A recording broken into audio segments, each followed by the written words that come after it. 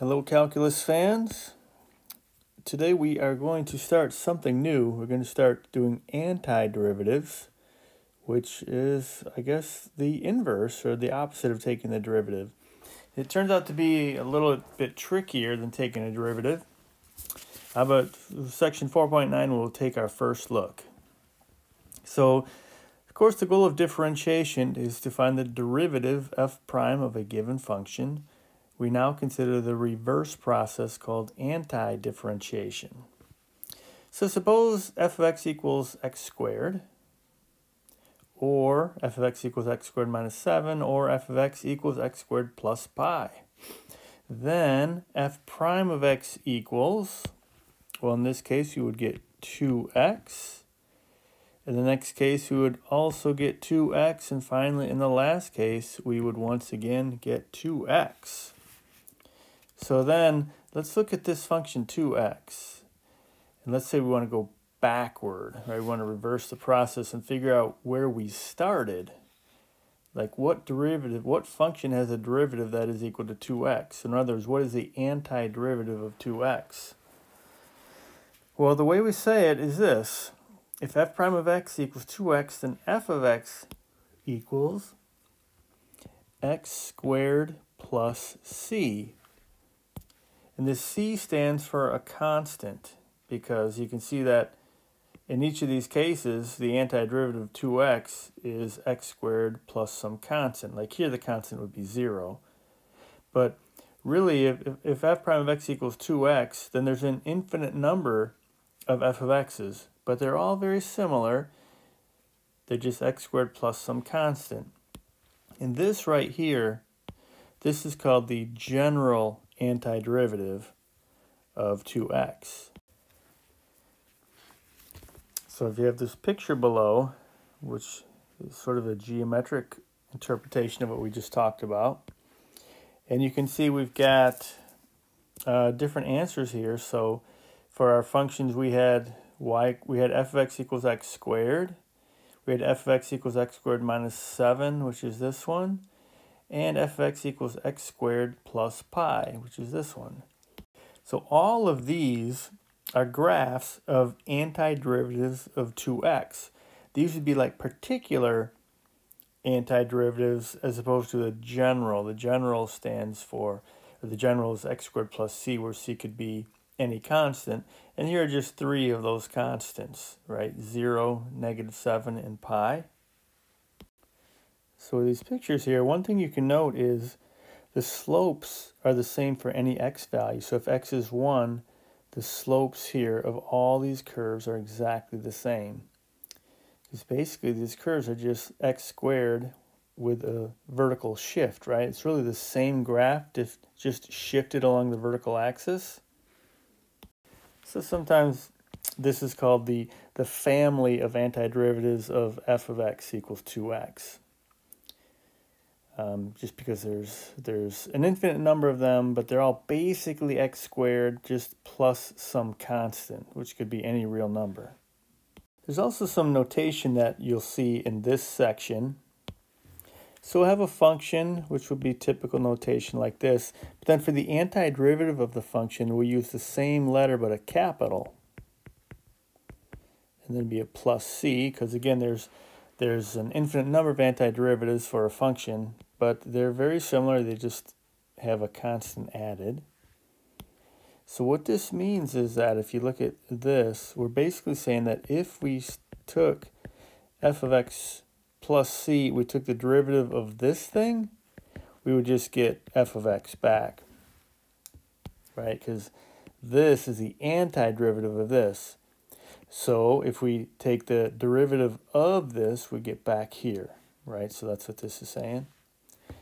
Integration is the process of finding the antiderivative.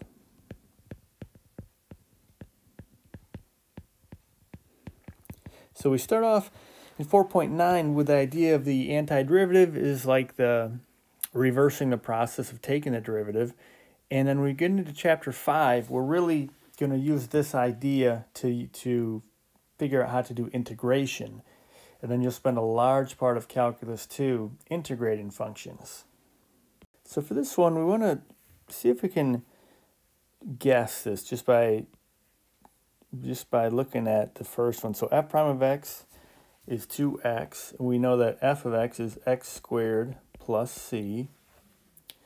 So can you think of a function here? If I put a function here whose derivative is 3x squared, is there a function I could put here whose derivative is this? If you think about it a little bit and think, well, looking at this one, how this one works, I did the power rule, this came down and I got here. So if you think about it a little bit, you might be able to guess that maybe it would be x cubed plus c. Well, the nice thing about antiderivatives is you can tell if you're right by seeing if it works. So in other words, if I take the derivative of this, see this is f of x, would this be f prime of x? And you can see it would, because if I take the derivative of x cubed, we have the power rule, so we get 3x squared, and the derivative of any constant is just 0, so it does work. But there's a formula we can use, so we won't have to guess anymore. And we've got this formula in the box here. And it says this: if f prime of x equals x to the n, then f of x equals. Now this is going to look a little bit like the power rule for differentiation, but it's sort of the opposite. Everything we do is the opposite. So here we would say f of x is x to the n plus 1. We're going to go up by 1. Then we're going to divide by n plus 1 plus c. And this works as long as n is not equal to -1. Because if n were equal to -1, and then we added 1 to it, we'd get 0. So you can see right here we'd have a division by 0. But we can actually check this. We can check this by using the power rule for differentiation, right? Because if this is f of x, and I take the derivative of this, I should get f prime of x. So let's just check real quick. Okay, let's just check this. So if I am looking at this function here, let me rewrite it a second. So yeah, let's start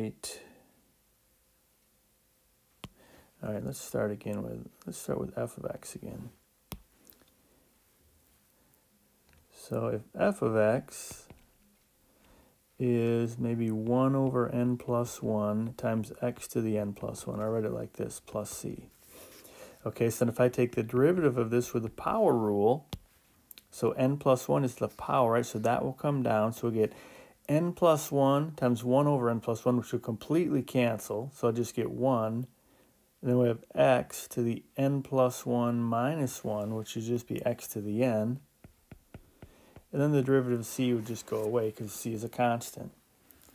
Right, so it does work. So it's sort of like the exact opposite. So when we did the power rule for derivatives, the power went down by 1. Here the power goes up by 1. And then over here we multiplied. We came down here, we multiplied, whereas here we divide. So here the power of n goes up by 1, then instead of multiplying, we divide by that n plus 1. As long as n is not equal to -1. And we'll look at that case in a few minutes here. But to find the general antiderivative, we can use the power rule here. Now notice the notation again. This section will use f of x, so small letter for the function, and then capital letter for the antiderivative. So to do this problem, just think of this, like what function could I take the derivative of to get 4, right? And if you think about that, you say, well, 4x, right? 4x would work. And you could actually even use the power rule on this, because to get back here, isn't this like 4x to the 0 power? So if you took the antiderivative using this rule, you would end up getting here also. But sometimes it's easier just to think when you have a constant, well, what function's derivative is 4? And then it's easy to see 4x. Okay, this one I'm going to use the power rule, though, since this is a variable here. So I'm going to use this rule right here. I'm trying to take the antiderivative. So I'm going to get x to the 2 plus 1, which is 3. So I have x cubed. Then I divide that by 3. So I have x cubed divided by 3. Okay, and then this part, the 5 just like a derivative, the 5 would just go along for the ride. So I'm just going to put minus 5 times. And now we do the power rule. So this is the power rule for antiderivatives. So 3 is going to go up by 1 to 4, and I'll divide by 4. So I'm going to have x to the 4th divided by 4, and then we always have to put a plus c. And as you do more of these, you'll sort of skip this part right here. We'll do this all in one step. But basically, to clean this up, we could see capital F of x is equal to 4x plus 1/3 x cubed minus 5/4 x to the 4th plus c. Then the nicest thing about this is if you ever want to check, you just take the derivative. If you take the derivative of this, we should get back here. That's the really nice thing about finding the antiderivatives is they're easy to check. Just take the derivative and see if you get back where you started. So the derivative of 4x is 4. The derivative of 1/3 x cubed, by the power rule, the 3 comes down. 3 times 1/3 is just 1. So you get 1x to the 3 minus 1, which is x squared. Then over here, the 4 would come down with the power rule, would cancel that denominator 4. So I'd get negative 5x cubed. And then the derivative of c, since c is a constant, of course, is 0, so it's not even there. So it works. Well, look at that. I guess I should have read ahead. We just did this, right? We just checked it. So, okay, there's a little space in here to check it, but I guess we sort of did it without writing. But it is nice that you can always check. If I take the derivative of this, I should get back here, right? If this is the antiderivative. So we just did this part. We just checked it. Okay, now we did mention on that formula above, we said this is true as long as n is not equal to -1. So when n is equal to -1, then f prime of x it's going to be something different. So this power rule works for everything except n equal to -1. So when it is equal to -1, we have a different thing over here. So if you look at the box above, when n equals -1, then f prime of x equals x to the -1, which is 1 over x. Right, 1 over x. So then f of x, so we know this one, right? So f of x is the natural log of x. Right, because we do know that if we take the derivative of natural log of x, we get 1 over x. Right, so when n equals -1, and in the box above there, we'll get f prime of x equals x to the -1, which is 1 over x, which means f of x would be natural log of x. Okay, now the thing we have to be careful about is natural log of x is only defined when x is greater than 0. So you have to tweak this a little bit. We have to say on 0 to infinity. And so because of that, you'll see that the antiderivative of 1 over x, you'll see, is actually natural log of the absolute value of x plus c because of the domain issues.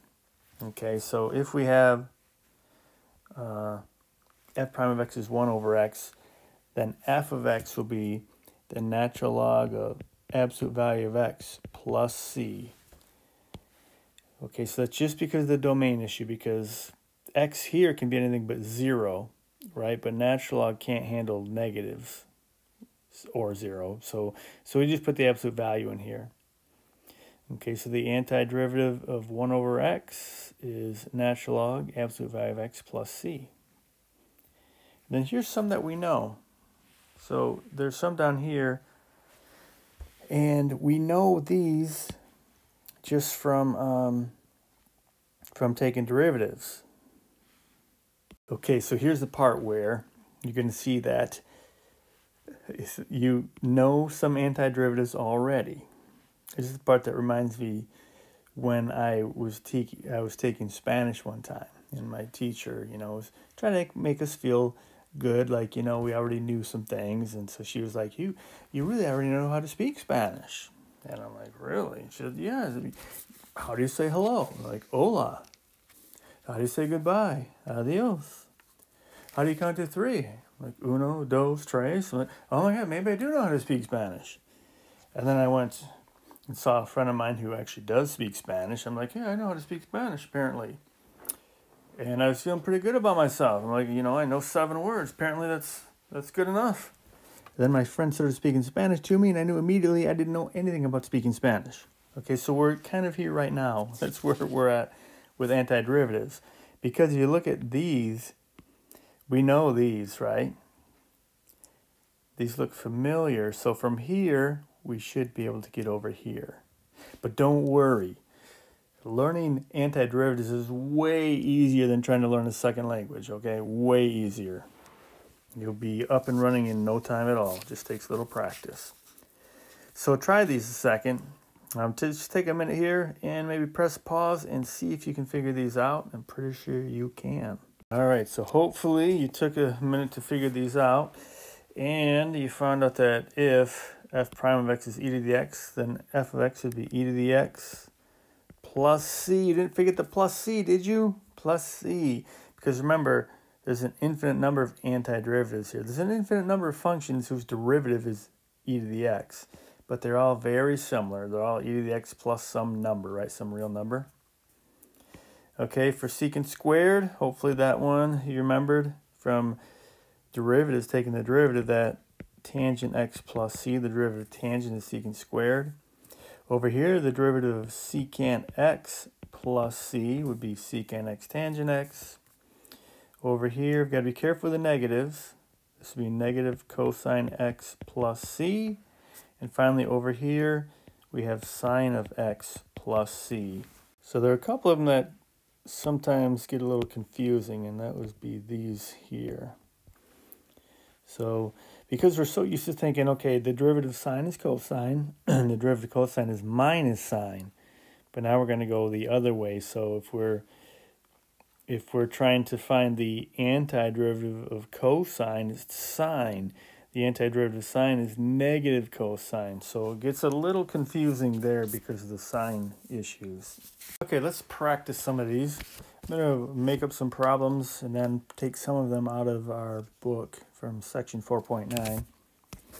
But let's first practice. There's an example problem. Let's say f of x equals 6x to the 5th minus 8x to the 4th minus 9x squared. And we want to find the antiderivative, or capital F of x. Okay, so we're going to have to use the power rule. But why don't you take a minute, try it out, and then check back. Okay, so hopefully you tried it out, and you notice that we can use a power rule right here.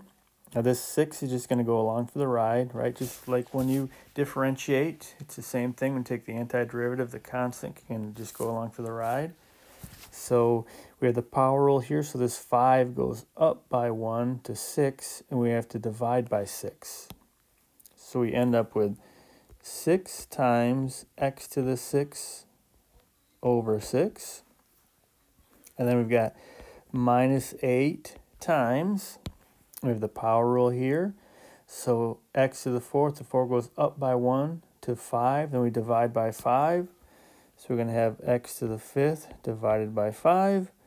We've got minus 9 times, right? Because the constants just go along for the ride. Then we've got x squared. So 2 goes up by 1 to 3. Then we divide by 3. So we have x cubed divided by 3. And then we always have to put a plus c, right? Because there's an infinite number of these antiderivatives, but they all look like this with the constants. So we need to put the plus c on there. And then we just want to clean this up. So we can see these 6's will cancel. So we get capital F of x is equal to x to the 6 minus 8 fifths x to the 5th. And then minus 3x cubed plus c. So this is our antiderivative. And remember, the nice thing about finding antiderivatives is they're easy to check. I can just take the derivative of this antiderivative and see if we get back to the original function. So let's check. So I take the derivative of x to the 6 from the power rule. So I'll get 6 times x to the 5th, which is good. Over here, this 5 would come down and just cancel that 5, so you get negative 8x to the fourth. And then finally here, from the power rule, the 3 will come down, so you get minus 9x squared, and then the derivative of c is just 0. So it works. So it checks out. We take the derivative of our answer, we get back to the original function. So that's good. Okay, let's try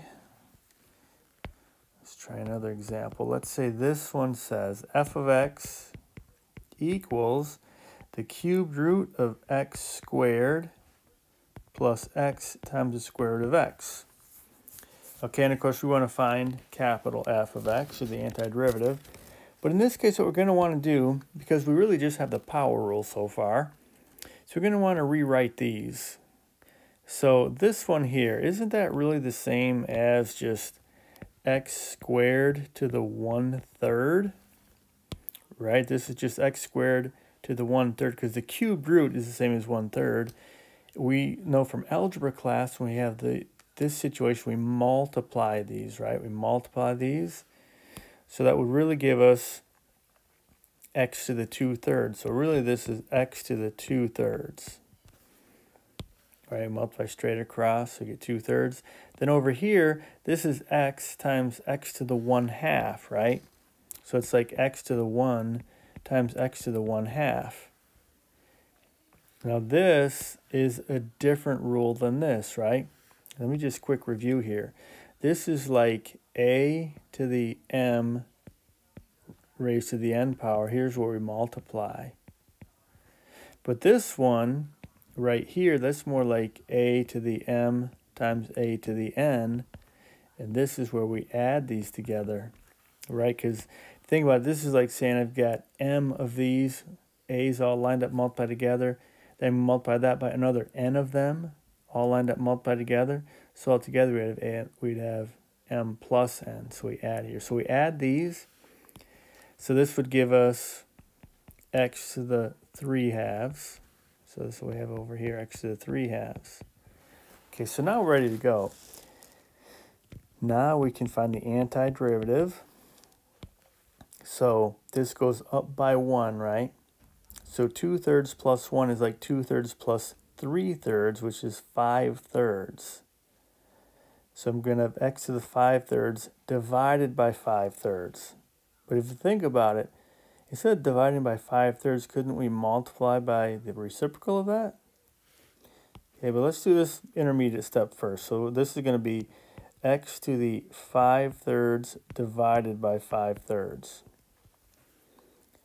Okay, and then plus, we use a power rule, so this goes up by 1. So 3/2 plus 1 is like 3/2 plus 2/2, right? 3/2 plus 2/2 is 5/2. X to the 5/2 divided by 5/2. And then, of course, there's always a plus c.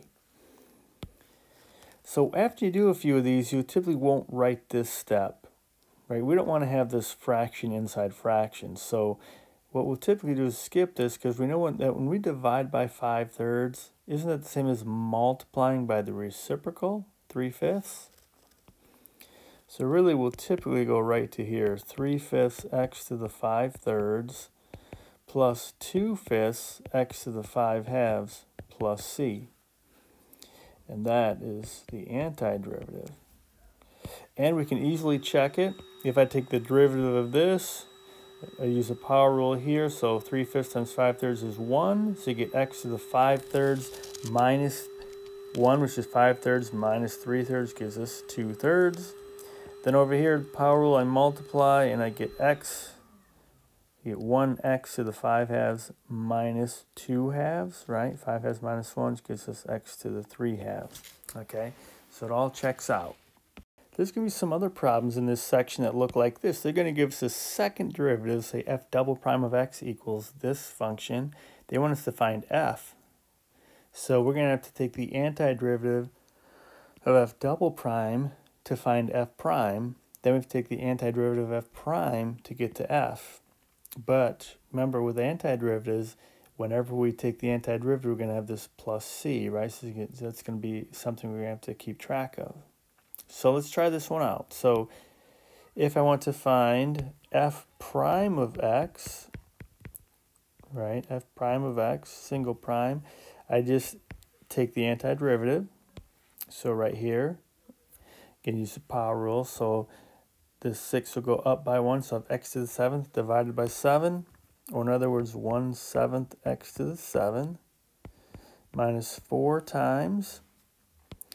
Now x to the 5th here, or sorry, x to the 4th will become x to the 5th divided by 5, which is like 1/5 x to the 5th. Over here, this is really like x to the 1 power, right? It's really at 1, so I'm going to go x squared divided by 2. So I have 1/2 x squared, right? Because remember, when we take the antiderivative, this power goes up by 1, which makes it 2. Then I have to divide by 2. Dividing by 2 is just like multiplying by 1/2.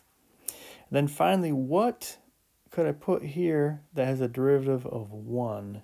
That's just going to be x. Then we need a plus c.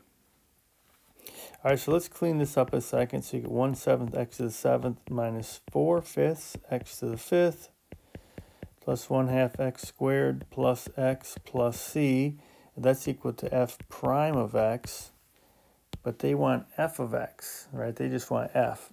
So I'm going to have to now take the antiderivative of this one. All right, so we'll get f of x, which is what we want, right, f. And then so here, this constant, again, will just kind of go along for the ride here. So we'll have the 1/7.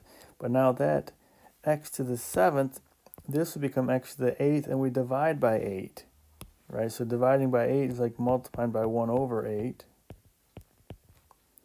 Okay, the 4/5 will stay here. The x to the 5th is going to become x to the 6th divided by 6, or 1/6 x to the 6th. The 1/2 will come down. That x squared is going to be like x cubed divided by 3, which is like times 1/3 x cubed, right? Because the 1/2 stays along for the ride, and it's being multiplied by the antiderivative of this.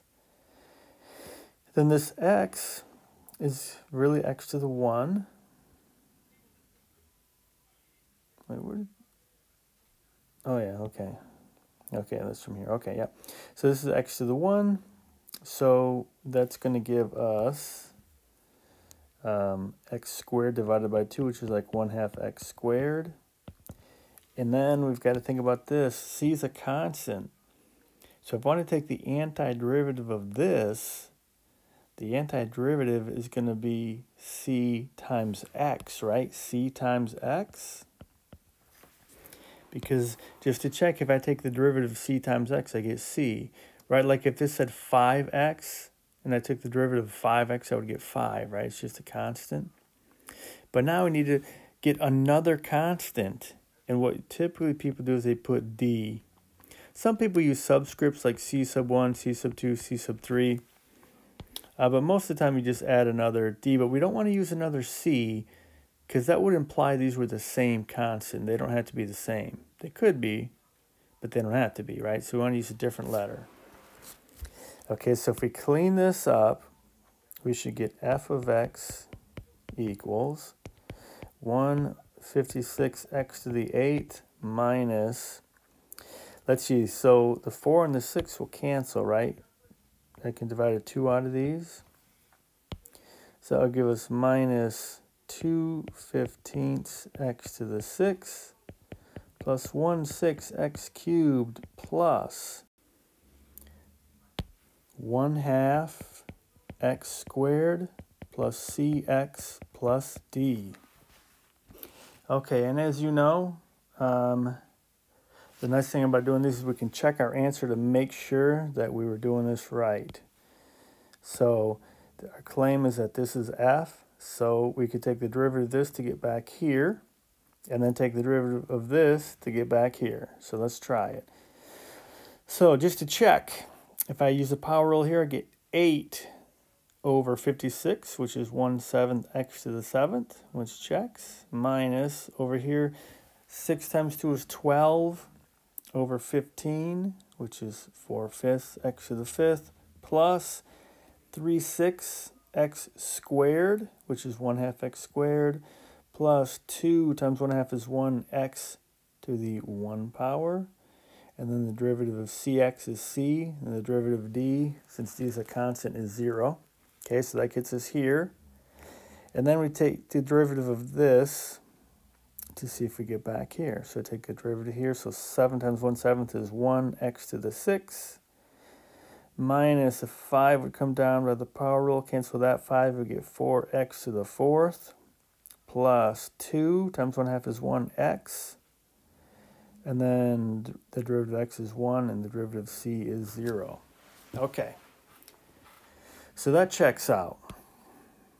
So sometimes they'll do something like this. So let's say they give us an example. They say f prime of x is equal to 5x to the 4th minus 3x squared plus 4. They also tell us that f of -1 is 2, and they want us to find f. So the one like this, we can sometimes figure out what these constants are if they give us more information like they do here. Okay, so for something like this, they want us to find the function f, so we just have to take the antiderivative of this one. So if we do that, we'll find out that f of x is equal to, so by the power rule, this goes up to 5, and we divide by 5, so that just cancels that 5, so we get x to the 5th. And then, okay, so this is going to go up by 1 to 3. We divide by 3, so we're just going to get minus x cubed. And then the antiderivative of 4 is 4x. Then we have a constant c. Okay, so this is f of x, but they give us this additional information. They say that when we plug a -1 into the function, we get a 2 back. So the value of this function is 2 when the input x is -1. So let's see what that means. So I'm going to let this be 2, and we plug a -1 in for x, so get -1 to the 5th, minus -1 cubed plus 4 times -1 plus c. So we'll get 2 equals -1, right, because -1 to the 5th is -1, minus -1 cubed is -1. You get minus 4 plus c. So that means 2 equals -1, and then this is really plus 1, right? So -1 plus 1, they just cancel out, so you get minus 4 plus c. All right, so that means if I were to add 4 to each side, I would get 6 equals c. So then that means that we can improve upon our answer right here. So we can now say f of x equals x to the 5th minus x cubed plus 4x plus 6. So this is what they're looking for. So we're going to try some out of the book also. So this is from section 4.9, of course, and page 363 in the book. There is problem number 68. And problem number 68 says, a particle is moving with a given data. Find the position of the particle. So 68, it gives us the acceleration. It says the acceleration is 3 cosine t minus 2 sine t. And it also says s of 0 equals 0 and v of 0 equals 4.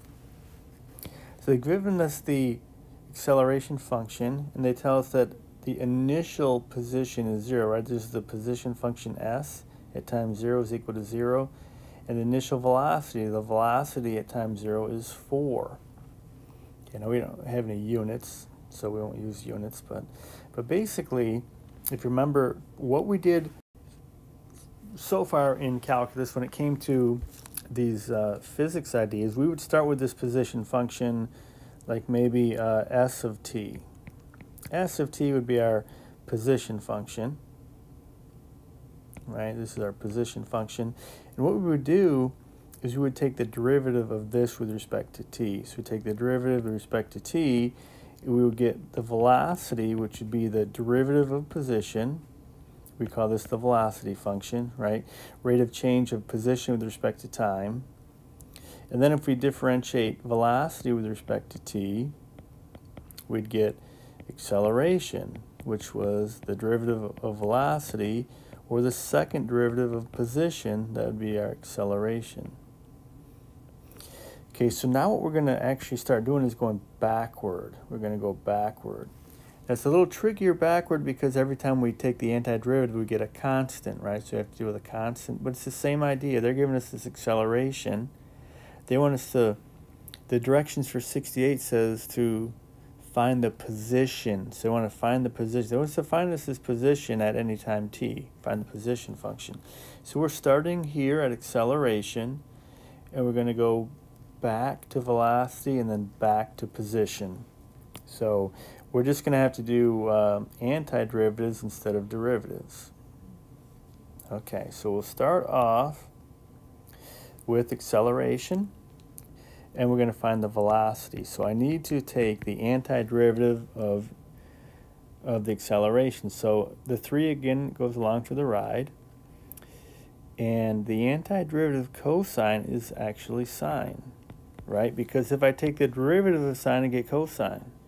Remember, so the signs, positive, negative, get a little tricky here, but just think when you're done, okay, I'm going to check. The derivative of sine, yep, cosine.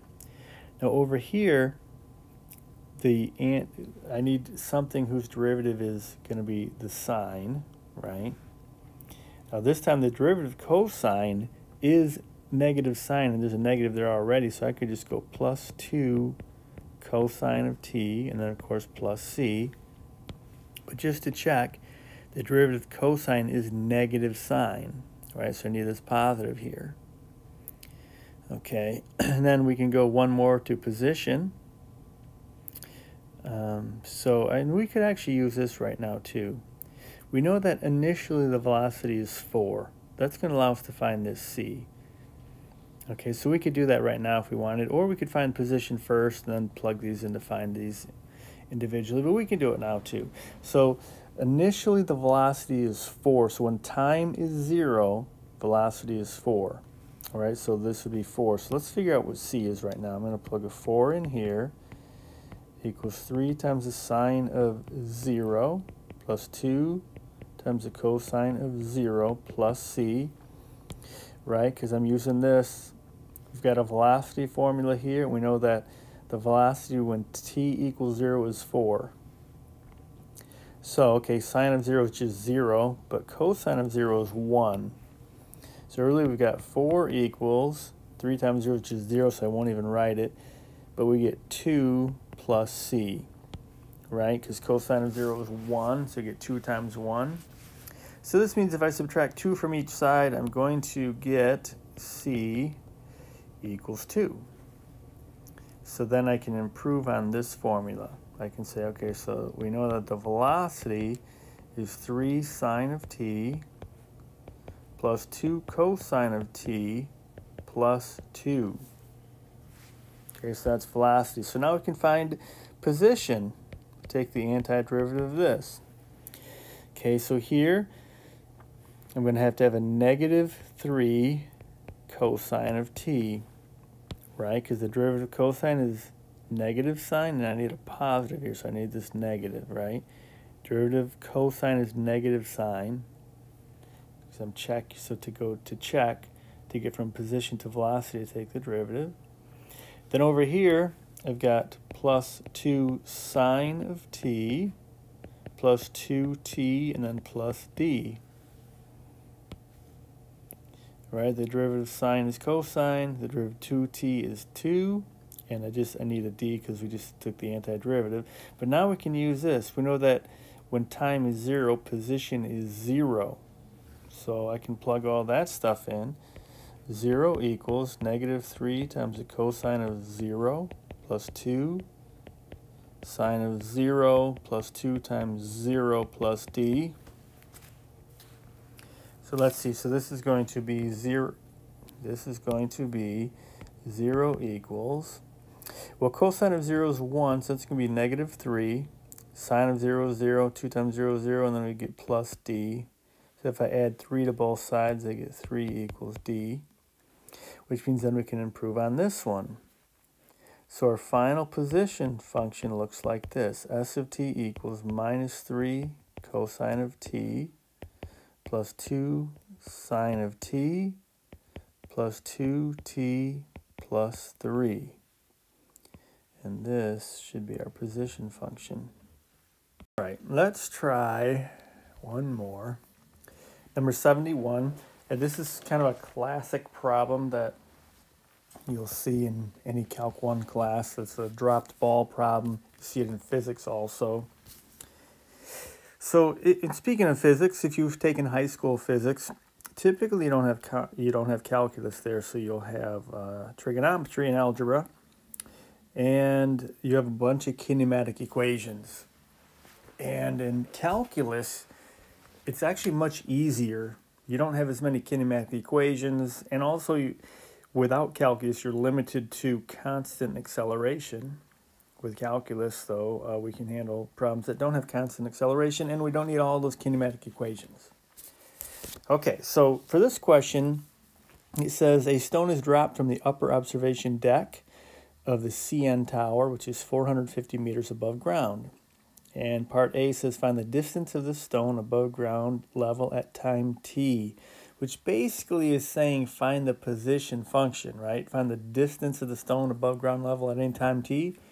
So we can plug in a time t and it will tell us the distance of the stone above ground. In other words, the position of the stone. A couple of things to notice. We're starting 450 meters above ground. And also the stone is dropped. So a dropped stone, this means that the initial velocity is 0.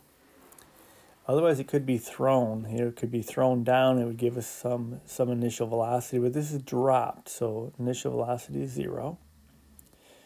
So what we can do is we can just start with acceleration. So acceleration due to gravity is constant near the Earth's surface. And there's a couple numbers that we typically use. So I'll just write both of them down here. This one, because they mentioned 450 meters, we can see they're using the metric system. So the number we would typically use is negative 9.8 meters per second squared. That's acceleration due to gravity, and that will be constant throughout this entire stone drop. Another one you'll see, not in this case, but if they were using the U.S. customary system, then you typically use negative 32.2 feet per second squared. And really, this is all we need to get started. We just need acceleration due to gravity, and we're gonna do that thing that we talked about before, where before, when you started at the beginning of calculus, we would start with our position function, take the derivative to get to velocity, then take the derivative to get to acceleration. Right. Well, now we're going to go the opposite. We're going to start with acceleration, go to velocity, and then go back to position. So we're doing that again, but we're just starting with acceleration. And that's really all we need to get started. So I'm going to start with, for part A, I'm just going to start with acceleration at any time t is negative 9.8. And notice there's no variable here. It's constant. No matter what time I plug in, acceleration is always negative 9.8. Right? Acceleration due to gravity doesn't change. Gravity is always pulling down objects at negative 9.8 meters per second squared. So we start here. We need to find the position function, which means that we need to take the antiderivative of acceleration to get the velocity. So I'm going to take the antiderivative of acceleration to get to velocity. So the antiderivative of negative 9.8 is negative 9.8 t, right, because t is our independent variable, and then plus c, we've got some constant c. Now to figure out what c is, we can go back here. Notice that the stone is dropped. So a dropped stone means that the initial velocity is 0, right? 0 meters per second. Also, we start at 450 meters above ground. So that tells us that our initial position, is 450 meters. So we know these two things here. So now we have our velocity function we just came up with, but we can now use this to figure out what c is. So since our initial velocity is 0, when time is 0, velocity is 0. So I can plug this in. When time is 0, velocity is 0. Time is 0, so I get negative 9.8 times 0 plus c, which basically just going to mean that 0 equals c. Okay, so I'm going to just put a box around our formula so far. So we've got acceleration function. Now since c equals 0, we can update our velocity, and it's just negative 9.8 t. And that is going to be our velocity function. We can find our position function. Okay, so position is going to be the antiderivative of velocity. Okay, so the antiderivative, so this t to the 1 will become t squared, right? T squared, then I have to divide by 2. So we end up getting negative 4.9 t squared plus d. And then to figure out what d is, well, we know that position initially is 450 meters up, right? So initially, when time is 0, position is 450. So you can see 450 equals negative 4.9 times 0 squared plus d, which means that d equals 450. So then we can improve on our position function, which I'll just write up here. So we'll get our position function, s of t, is negative 4.9 t squared plus 450. Okay, so this is actually the answer that we're looking for part A. But you can see now we've got everything. We've got the acceleration function, velocity function, and the position function. So part A said, find the distance of the stone above ground level at time t. We can check this to see if it seems reasonable. So we start at 450 meters above the ground. So when t is 0, you plug a 0 in here, you get position equals 450. Right? So this is the answer to part A. Here's our position function. We plug in any time t. It'll tell us where the stone is. Okay, so then part B says, how long does it take the stone to reach the ground? Well, let's draw a little picture just to get an idea of what's happening. So we've got this building here. It's 450 meters up, right? So right here is 450 meters. And basically the stone drops here and it comes down here, and asking how long does it take till it reaches the ground? Well, when it reaches the ground, the position will be 0, right? We start up here, position is at 450. And then we release the stone and it falls down. And when it reaches the ground, position will be 0. So for part B, we basically just have to set the position function equal to 0. And then solve for t. So for this one, I'm just going to add 4.9 t squared to each side. So you get 4.9 t squared equals 450. I want to solve for t. I'm going to have to divide by 4.9. So 450 divided by 4.9. And then, of course, take the square root of that. So you get 450 divided by 4.9. And take the square root. And what I got was about 9.58 seconds. Now remember, in this class, we don't cover significant digits. So when you're in physics and chemistry, you'll cover those, and you will then learn that 2 times 6 is actually 10. I know. Physicists think 2 times 6 is 10, but we know better, right? But since we don't cover it, what I generally will always say is, when you're going to use numbers in calculations, keep a lot of decimal places and round at the very end, so we won't get compounding round-off errors. But you will tighten that up in chemistry and physics when you cover significant digits. So for us, I am just going to say 9.58 seconds. So for part B, that's how long it takes for the stone to reach the ground. Then part C says, with what velocity does it strike the ground? Well, that won't be a problem for us because we got a velocity formula right here, right? So it will strike the ground after 9.58 seconds, so I can just plug that in here. And so for part C, we could say it will, the velocity at 9.58 seconds is equal to negative 9.8 times 9.58. It's going to be a negative.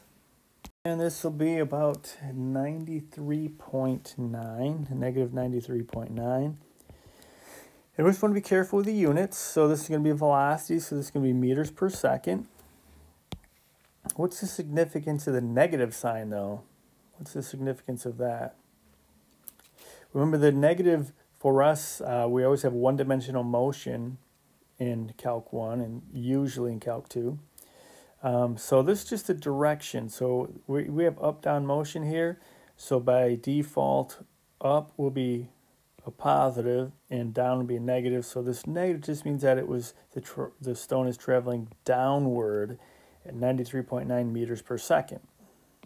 Okay, then part D says, if the stone is thrown downward with a speed of 5 meters per second, how long does it take to reach the ground? Okay, now this is going to change things. Because you remember before the stone was just dropped, and now it's thrown downward at 5 meters per second. So part D is going to be, we're going to sort of have to start over a little bit for this one. So for part D, we still have, I'm going to write some things. So we still have our initial position is 450 meters. But now our initial velocity is not 0 because this time it was thrown down. It says downward, which means that the velocity initially is going to be negative 5 meters per second. The negative is from the thrown downward. So remember, when we have motion up and down, typically down would be denoted with a negative, and then upward motion would be denoted with a positive. So for this problem, acceleration due to gravity is still the same. So we can still start off, we'll say acceleration at any time t is just negative 9.8, right? It's just a constant. It's not going to change for the problem, so it's just always negative 9.8. And then we can go ahead and find our velocity. So we take the antiderivative of acceleration to get velocity. That, of course, would be negative 9.8 t plus c. And that's where we use this right here. So when time is 0, velocity is negative 5.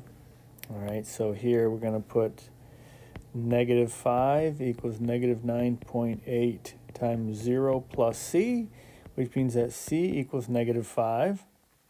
So now we can improve on this formula to get our velocity formula. So velocity is going to be negative 9.8 t minus 5. So this is our velocity formula. And then to get to our position function, which I will just write up here, so s of t. So we have to take the antiderivative of velocity. So once again, this t will become t squared. We have to divide by 2. So we will get negative 4.9 t squared. Then the 5 will become minus 5t and then plus d. And now we use this. Our initial position is 450 meters. So when t is 0, when time is 0, position is 450. So we can say 450 equals negative 4.9 times 0 squared minus 5 times 0 plus d, which means, of course, d equals 450. So finally we have our position function, which would be negative 4.9 t squared minus 5t plus 450. If you have taken physics before, some of these will start to maybe look familiar because you can see when you're doing motion problems with gravity, a lot of times your position function will have something like this, right? Negative 4.9 t squared. And it's just coming right out of the calculus that we're using. So this gives us our new position function. So this is the position function for when the stone is thrown downward with initial speed of 5 meters per second downward, or in other words, negative 5 meters per second. So how long does it take to reach the ground? Well, once again, it will reach the ground when position is 0. So we have to set this equal to 0. Now you notice this is a much harder problem because now we've actually got a quadratic, where before we didn't have this t term, so it was easy to solve algebraically. Now we're going to have basically the quadratic formula. So to answer the question for part D, position is 0. And so I basically have to solve this equation. Negative 4.9 t squared minus 5t plus 450 equals 0. And this is where, hopefully, you guys were all tortured at one time with learning the quadratic formula. Right? So let's just practice here. So if you remember the quadratic formula, it says if ax squared plus bx plus c equals 0, then x equals.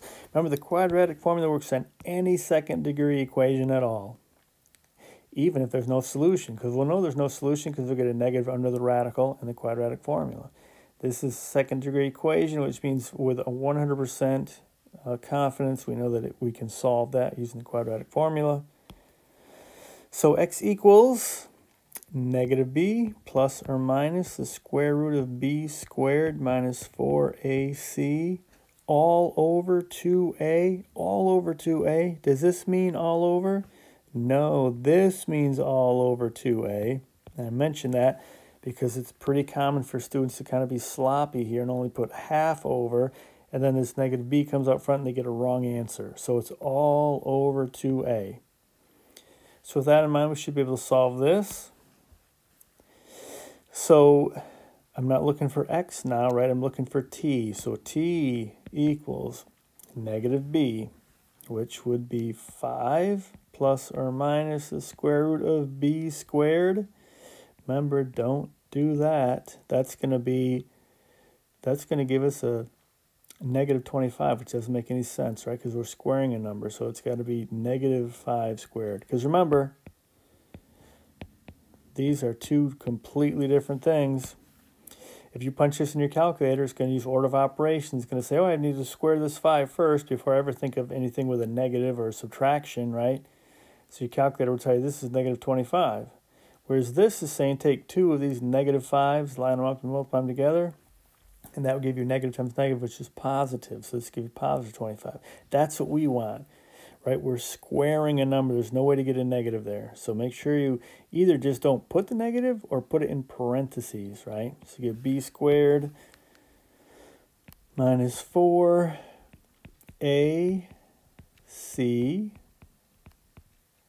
all over 2a. Okay, so when I punch in this in the calculator, I got two answers here. I got t equals 9.09 seconds, and also t equals negative 10.11 seconds. Now, I think we can agree this one makes no sense, right? It's the solution to this, but it doesn't have anything to do with our problem because we're talking about time and we can't have a negative time. So that one is out. And this one should be the one. So let's see, how long did it take when he dropped it? So when he dropped it, it took 9.58 seconds, 9.58 seconds. When he threw it down, it looks like it went took a little bit less time, which makes sense, right? We threw it down, it took only 9.09 seconds. All right, so hopefully that one made sense. You want to make sure that that one did make sense, because it's kind of a typical problem that I tend to ask on tests or quizzes, some sort of dropped ball problem. It's pretty standard in any Calc 1 class.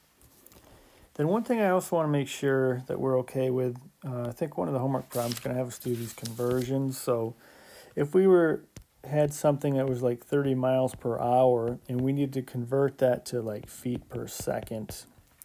Okay, just in case you're a little rusty here with the unit conversions, remember what we have to do is just start with the 30 miles per hour, and we're just multiplied by 1 in a whole bunch of different variations so that we can turn miles into feet and hours into seconds. So in other words, since I realized that 1 mile is the same as 5,280 feet, I could multiply by this. I'm multiplying by essentially 1, right? Because 5,280 feet is 1 mile, so I'm just multiplying by 1. But this version will allow the miles to cancel, right? So miles cancel. So this essentially would give us feet per hour. We want feet per second. So then you could say, well, you do this in 1 step or 2. I'll just do it in 2. We could say, well, I know 1 hour is 60 minutes. Now notice I purposely put the hour up here because I want it to cancel with that hour, right? Hours cancel. 1 hour is 60 minutes, so I'm going to multiply by this version of 1. What that's going to do is make the hours cancel. So then the units we're left with so far would be feet per minute, but we want feet per second, so I do one more conversion, multiply by 1 one more time. This time I'm going to put minutes up here to get rid of the minutes, and 1 minute is the same as 60 seconds. Right, so then we can see that minutes will cancel. And now we've got a bunch of fractions that the units left are feet and second. And since they're fractions, I just multiply straight across the top, straight across the bottom. And so if I multiply across the top, I end up with, let's see, 30 times 5,280 ends up being 158,400, and across the bottom 60 times 60 is 3,600. So if I divide these, I end up with 44 feet per second. Okay, so just a little review of unit conversions there. We're going to have to do that in some of the problems, so I just wanted to make sure that we could figure that out. But that should be enough to get you started. 4.9 is important. It's our first section where we start doing antiderivatives, which are going to lead to integration. And some of the problems are a little challenging, so just be ready to put a little time into this one. And of course, if you run into any problems, just let me know.